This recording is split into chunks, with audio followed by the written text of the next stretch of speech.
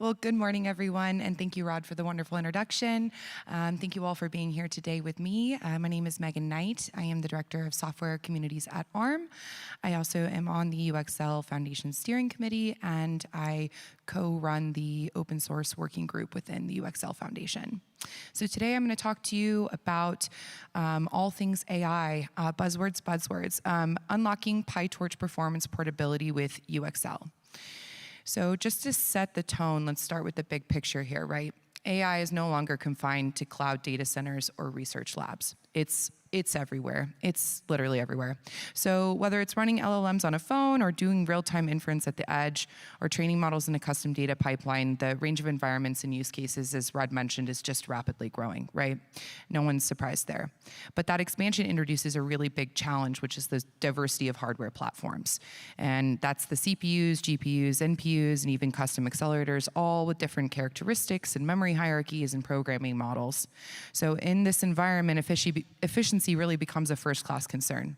We really cannot afford to tune models manually for each platform or write custom kernels for every deployment scenario. So we really need a solution that does let us build once and then run efficiently anywhere and do it with minimal performance trade-off. So this should look fairly familiar. This is kind of the state of things before UXL Foundation, right? We have those shall not be named vendor-specific libraries. We know that those create silos, and we know that a lot of OEMs and manufacturers particularly are getting very frustrated with the vendor lock-in. So that causes duplicated optimization efforts and inconsistent APIs across all of the various vendor-specific libraries, right?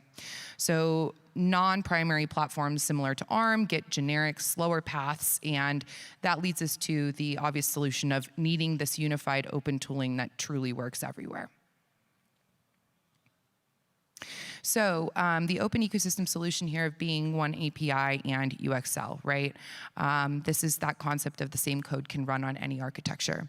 So Rod already kind of spoke about a few of the various projects here, so I'll just pause here for a few to let you take in one DNN, one math, one TBB, one CCL, and one DAL.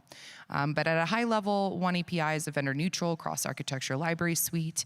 Within the UXL Foundation, as Rob mentioned, we've got ARM, Intel, AMD, Google, and many, many others. And the idea is that we create these unified APIs that map to optimize kernels per platform.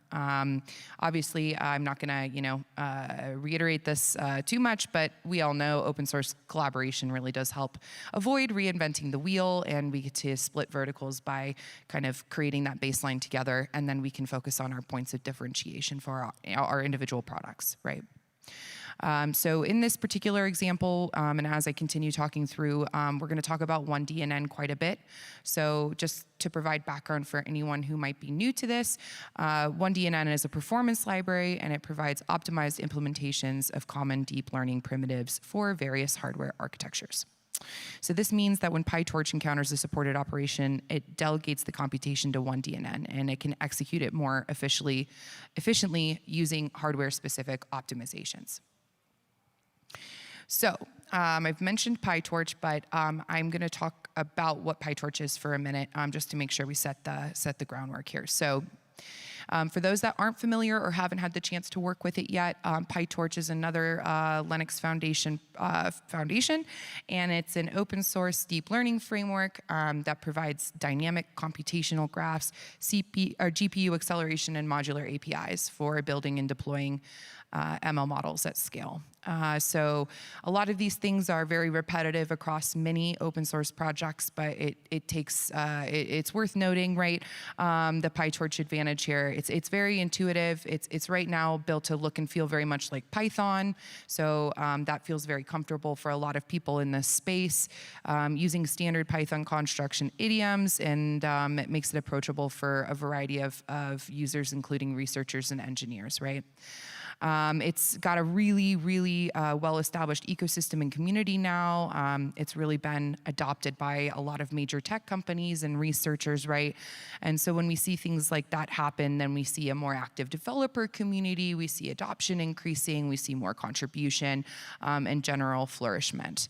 There is a lot of hard work in framework interoperability. It's really built efficiently to run on CPUs and GPUs and mobile devices, right? It supports a lot of export options and a lot of different runtimes.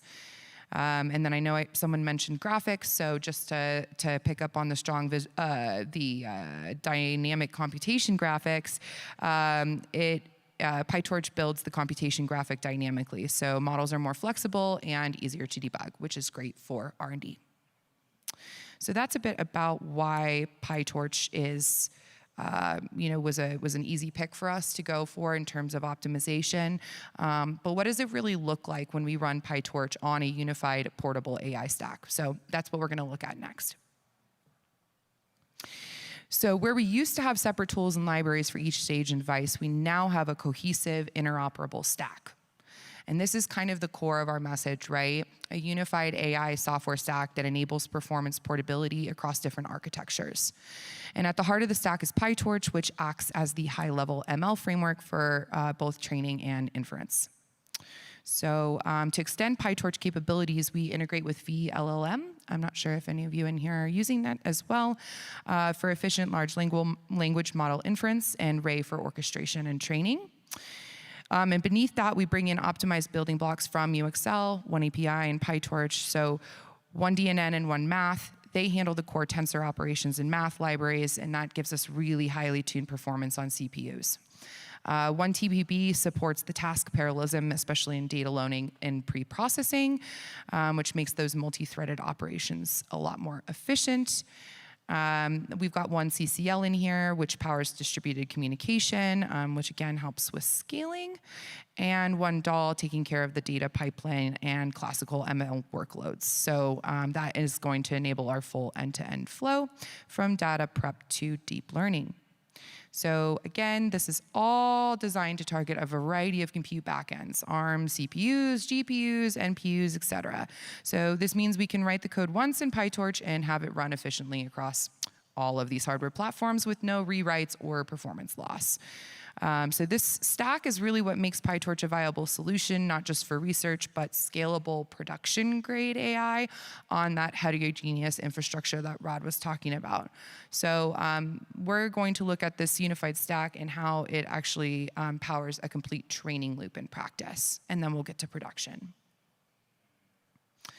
So taking a look at the typical training step in PyTorch and how that maps to the UXL step.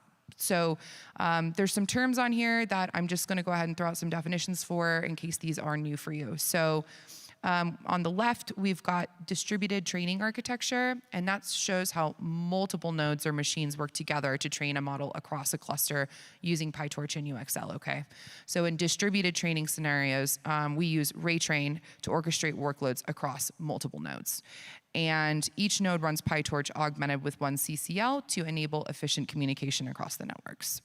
So this high-speed fabric ensures that gradient aggregation happens quickly and reliably and regardless of the underlying architecture or hardware. You're going to hear that a lot.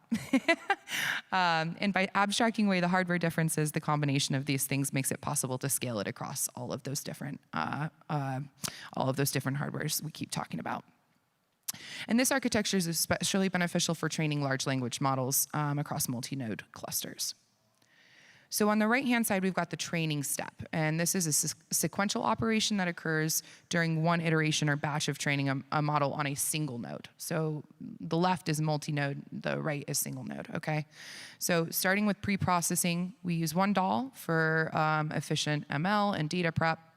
And then the data loader pipeline uses OneTPB.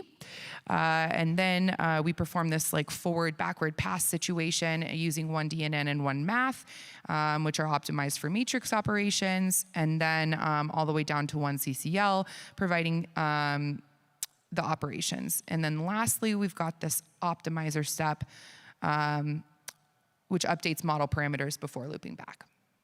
So the modularity here, which I'm sure you're picking up on in several of these diagrams, allows PyTorch to stay performant while also being portable across those diverse compute environments that we're discussing. So, so far we focused on how we train models efficiently, right? But on a single node and at a cluster on scale. But training is only half the story, right? So now what do we do once we've got a model trained? It needs to get deployed and served, often to millions of users in real time across diverse hardware. So let's take a look at how the same unified stack we talked about before powers high-performance, scalable inference through serving architecture. So this one represents how we productionize AI by transforming trained models into real-time services that respond to user queries, app calls, or system signals.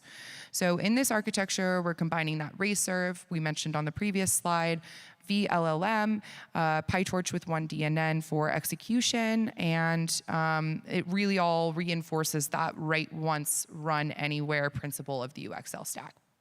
So whether you're deploying an LLM in the cloud data center or you're pushing a smaller model to an edge device, this setup ensures that the performance scales and latency stays low without having to rewrite or re-optimize your code.